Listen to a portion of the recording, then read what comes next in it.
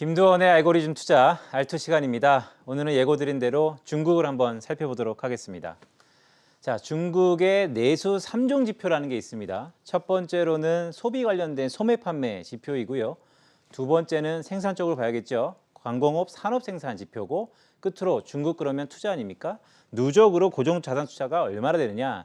이것들을 흔히 중국의 내수의 대표적인 업종, 즉 세 가지 업종에 관련된 지표다. 그래서 내수 3종 지표라고 부르고 있습니다.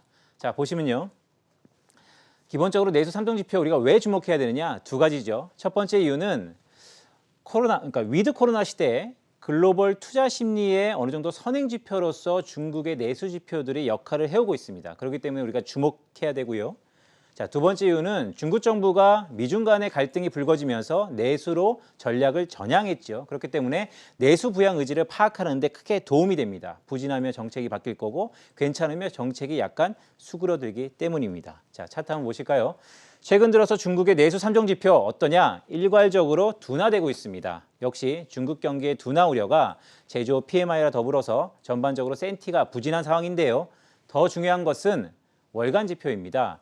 오늘은 다음 페이지 보시면 중국 소매 판매 증가율이 매우 중요한데요. 전월 대비 증가율입니다. 중국 지표는 전월 대비 증가율이 귀하기 때문에 시계열을 쭉 뽑아왔는데요. 동그라미 친 부분은 역성장한 경우입니다. 하지만 역사적으로 2개월 연속 역성장한 적은 없는데 지난 7월 달이 마이너스 0.13%로 역성장되었다라는 것이 현재까지의 소매 판매의 특징입니다. 자, 다음 페이지 보시면 이번에 주목하는 것은 중국의 8월 소매 판매 증가율 둔화세가 이어지는가? 자, 알고리즘 가겠습니다. Yes. 만약에 이어진다고 한다면 중국 경기 둔화 우려가 확대되면서요. 중국 지준율 인하에 대한 기대가 확대될 것 같습니다. 역시 위안화가 반응하겠죠. 외환시장의 변동성 확대 가능성이 매우 높아진다라는 말씀을 드리는 거고요. 자, 만약에 No, 둔화되지 않고 오히려 반등한다라고 한다면 중국 경기 둔화 우려가 해소되면서 위안화 약세 압력이 진정될 것 같습니다. 위안화 그러면 프락시 통화가 한국의 원화죠. 원화의 강세 압력이 작용되면서 우리 시장에는 조금 시계를 넓혀보면 긍정적으로 작용할 수 있다라는 말씀을 드립니다.